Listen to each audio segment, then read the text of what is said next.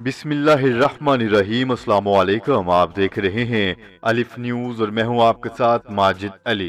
شامل کرتے ہیں آج کی one line head line. G7 اجلاس میں ایمیزون اور فیس بک سمیت ملٹی نیشنل کمپنیوں پر ٹیکس لگانے کا فیصلہ۔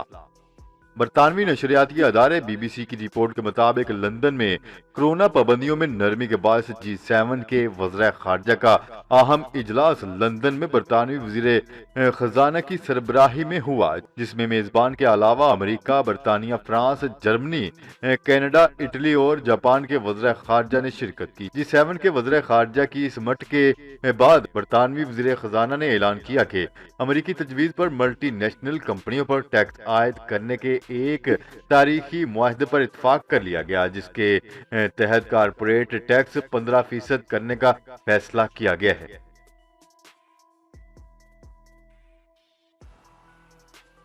امریکہ ہماری کمپنیوں کو دبانے کی کوشش سے باز رہے، چین نے خبردار کر دیا۔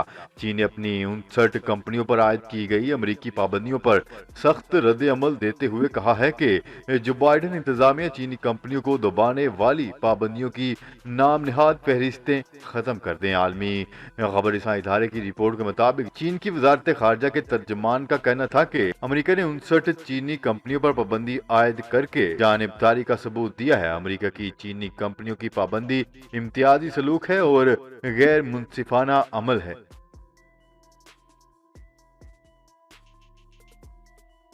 اسپیس ایکس کا ایک اور اہم مشن بین الاقوامی خلائی اسٹیشن پر روانہ۔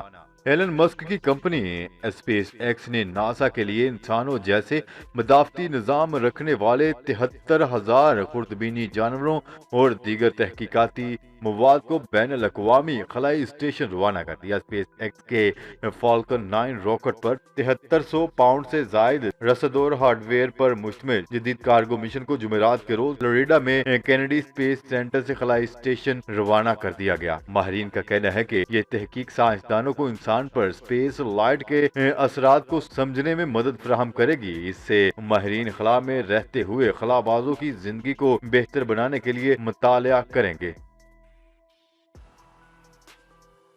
جرمن فوج افغانستان سے بیئر کی ہزاروں کینز وطن واپس لانے کا منصوبہ بنا رہی ہے۔ سیکیورٹی وجوہات کی بنا پر افغانستان میں تعینات جرمن فوجیوں کے بیئر پینے پر پابندی عائد ہے۔ افغانستان میں موجود جرمن فوجیوں پر سیکیورٹی وجوہات کے باعث بیئر اور دیگر الکوہل مشروبات پینے کی اجازت واپس لی جا چکی ہے، جس کے بعد جرمن فوج افغانستان سے بیئر کے 65,000 کینز جرمنی واپس لانے کا منصوبہ بنا رہی ہے۔ ترکی کو توانائی کے اپنے ذخائر کی کمی کا سامنا ہے اور وہ ملکی ضروریات پوری کرنے کے لیے زیادہ تر تیل اور گیس درآمد کرتا ہے۔ یہ ملک روسی قدرتی گیس کے بڑے ذخیرے میں سے ایک ہے۔ گزشتہ کئی برسوں سے ترکی بحیرہ اسود میں قدرتی وسائل کی تلاش میں مصروف تھا۔ بحیرہ روم میں گیس کے ذخائر کے تناظر پر یونان کو ترکی کی دھمکی۔ ترکی اور یونان کے وزراء خارجہ میں تلخ کلامی۔ ترک صدر رجب طیب اردوان نے جمعہ 4 جون کو بحیرہ اسود کے ساحلی صوبے میں ایک نئی بندرگاہ کی افتتاحی تقریب سے خطاب کرتے ہوئے کہا ہے کہ فتح نامی ڈرلنگ بحری جہاز نے ساکریا گیس فیلڈ میں 135 بلین کیوبک میٹر گیس کے ذخائر دریافت کیے ہیں۔ وزیر خارجہ شاہ محمود قریشی کا کہنا ہے کہ افغان قومی سلامتی مشیر کی تقریر پر خون کھول رہا ہے۔ زبان درازی بند نہ کی تو پاکستان بات نہیں کرے گا۔ وزیر خارجہ شاہ محمود قریشی نے افغان قومی سلامتی مشیر کی پاکستان کے خلاف زبان درازی پر شدید مذمت اور برہمی کا اظہار کیا۔ شاہ محمود قریشی کا کہنا تھا کہ افغان عہدیداران کو پاکستان پر تہمتیں لگاتے ہوئے شرم آنی چاہیے۔ وزیر خارجہ کا کہنا تھا کہ زبان درازی بند نہ کی گئی تو پاکستان ان سے ہاتھ ملائے گا نہ گفتگو کرے گا۔ انہوں نے کہا ہے کہ پاکستان نے افغانستان میں امن کے لیے بھاری قیمت ادا کی ہے۔ افغان نیشنل سیکیورٹی ایڈوائزر امن دشمن کا کردار ادا کر رہے ہیں۔ عالمی یوم ماحولیات چینی صدر بھی پاکستانی کاوشوں کے گرویدہ بڑا پیغام جاری کر دیا۔ چینی صدر شی جن پنگ نے عالمی یوم ماحولیات 2021 کی کامیاب میزبانی کرنے پر پاکستانی حکومت اور عوام کو مبارکباد پیش کرتے ہوئے کہا ہے کہ پاکستان میں صاف و سرسبز تحریک قابل تعریف ہے۔ تہذیبوں کی خوشحالی کے لیے قدرتی ماحول کے ساتھ پائیدار تعلقات استوار کرنے کی ضرورت ہے۔ عالمی برادری کو ذمہ دارانہ کردار ادا کرنا ہوگا۔ انسانیت اور قدرتی ماحول کے لیے اقوام متحدہ کے فریم ورک کے تحت کوششیں جاری رکھی جائیں گی۔ افغان فضائیہ کی غلطی، سیکیورٹی فورسز پر بمباری، 12 اہلکار ہلاک۔ افغان فورسز کے لڑاکا طیاروں نے غلطی سے حکومتی حمایت یافتہ مقامی افراد پر مشتمل سیکیورٹی فورسز پر بمباری کر دی، جس کے نتیجے میں 12 اہلکار مارے گئے۔ عالمی خبر رساں ادارے کی رپورٹ کے مطابق افغانستان کے صوبے بدخشاں میں ایئر فورس کے جنگجوؤں کے خلاف آپریشن میں حصہ لیا اور اس دوران غلطی سے حکومت کی جانب سے لڑنے والے پبلک رائزنگ فورس کے مقامی اہلکاروں کو دہشت گرد سمجھتے ہوئے بمباری کر دی۔ مودی سرکار کی ہٹ درمی برقرار، ٹویٹر کو پھر وارننگ جاری کر دی۔ مودی سرکار نے ایک بار پھر ٹویٹر انتظامیہ کو ملکی سوشل میڈیا قوانین پر عمل درآمد کے لیے خبردار کر دیا۔ عالمی خبر رساں ادارے کی رپورٹ کے مطابق پچھلے کئی ہفتوں سے بھارتی حکومت اور ٹویٹر انتظامیہ میں کشیدگی برقرار ہے۔ مودی سرکار نے ٹویٹر کو آج ایک اور نوٹس جاری کر دیا۔ نوٹس میں بھارتی حکومت نے کہا ہے کہ ٹویٹر انتظامیہ جلد از جلد ملکی سوشل میڈیا قوانین پر عمل درآمد یقینی بنائے تاکہ حکومت مخالفت کو روکا جا سکے۔ اگر ٹویٹر نے نوٹس کو نظر انداز کر دیا تو نتائج بھگتنے کے لیے تیار رہے۔ یہ نوٹس آخری وارننگ ہے۔ نوٹس میں یہ واضح نہیں کیا گیا کہ ٹویٹر کو کس طرح کے نتائج کا سامنا کرنا پڑے گا۔ بھارتی حکومت سوشل میڈیا قوانین پر جبری عمل درآمد کروا کر وزیر اعظم نریندر مودی کے خلاف تنقید کو روکنا چاہتی ہے۔ سابق امریکی صدر ڈونلڈ ٹرمپ نے کرونا پھیلاؤ کا الزام ایک بار پھر چین پر لگا دیا، 10 کھرب ہٹ جانے کا بھی مطالبہ کر دیا۔ امریکہ کے سابق صدر ڈونلڈ ٹرمپ نے ایک مرتبہ پھر قرضہ سرائی کرتے ہوئے عالمی وبا کرونا وائرس پھیلانے کا الزام چین پر عائد کرتے ہوئے مطالبہ کیا ہے کہ پوری دنیا میں ہونے والی تباہی کا 10 کھرب ڈالر معاوضہ ادا کرے۔ ان کا کہنا تھا کہ چین اور ڈاکٹر فاؤچی کے درمیان ہونے والی گفتگو کو کسی کے لیے بھی نظر انداز کرنا ممکن نہیں۔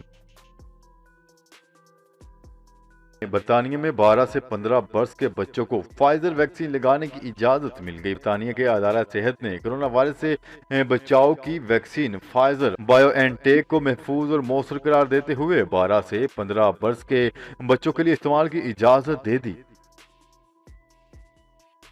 10 lakh Sino form vaccine Pakistan پہنچ گئی۔ National command and operation centre NCOC کے مطابق رواں سائنو فارم، کینسائنو اور سائنو وک کی 1 کروڑ 10 لاکھ خوراکیں پاکستان کو مل گئیں۔ NCOC نے شہریوں سے کورونا کے مزید پھیلاؤ سے بچنے کے لیے ویکسینیشن کروانے کی اپیل کرتے ہوئے کہا ہے کہ کورونا کے کم شرح والے اضلاع میں تعلیمی ادارے 7 جون سے کھول دیے جائیں گے۔ موسمیاتی تبدیلی، عالمی رہنماؤں کی پاکستان کی کوششوں کی تعریف۔ اسلام آباد میں عالمی یوم ماحولیات کی تقریب سے ورچوئل خطاب کرتے ہوئے صدر ورلڈ اکنامک فورم نے کہا ہے کہ دنیا کو ماحولیاتی تبدیلی کے چیلنج کا سامنا ہے، قدرتی ماحول کی بحالی کے لیے ذمہ داری کا مظاہرہ کرنا ہوگا۔ انہوں نے کہا ہے کہ کلین اینڈ گرین پاکستان منصوبے کو سراہتے ہیں۔ ماحولیاتی تبدیلیوں سے نمٹنے کے لیے اقدامات کو سراہنا چاہیے۔ ہمیں اپنی نسلوں کو بہترین اور پاک صاف ماحول فراہم کرنا ہوگا۔ ماحولیاتی نظام کی بہتری کے لیے دنیا کو مل کر کام کرنا ہوگا۔ وزیر اعظم عمران خان نے تمام پروگرامز اور کانفرنس اردو میں منعقد کرنے کا حکم جاری کر دیا۔ اس حوالے سے وزیر اعظم کے معاون خصوصی شہباز گل نے سماجی رابطے کی ویب سائٹ ٹویٹر پر کہا ہے کہ آج کے بعد کانفرنس اور تقاریب قومی زبان اردو میں مرتب کی جائیں گی۔ قومی زبان ہمارا فخر ہے اور جب دوسرے ممالک اپنی قومی زبان استعمال کرتے ہیں تو ہم کیوں نہیں۔ سابق امریکی صدر پر 2 سال کی پابندی عائد۔ فیس بک نے سابق امریکی صدر ڈونلڈ ٹرمپ پر 2 سال کی پابندی عائد کرنے کا اعلان کر دیا۔ غیر ملکی خبر رساں ایجنسی کی رپورٹ کے مطابق فیس بک نے ڈونلڈ ٹرمپ کا اکاؤنٹ معطل کرنے کے حوالے سے تحقیقاتی رپورٹ جاری کر دی۔ فیس بک اعلامیے میں بتایا گیا ہے کہ امریکہ کے سابق صدر کا اکاؤنٹ جنوری میں قواعد و ضوابط کی خلاف ورزی پر عارضی بند کیا گیا تھا، مگر اب جائزہ لینے کے بعد 2 سال کی پابندی عائد کرنے کا فیصلہ کیا گیا ہے۔ امریکی ایئر لائن کا آواز کی رفتار سے تیز مسافر طیارے خریدنے کا اعلان۔ امریکی ایئر لائن یونائیٹڈ نے سال 2029 تک آواز کی رفتار سے تیز اڑنے والے 15 نئے سپرسونک مسافر طیارے خریدنے کے منصوبے کا اعلان کر دیا۔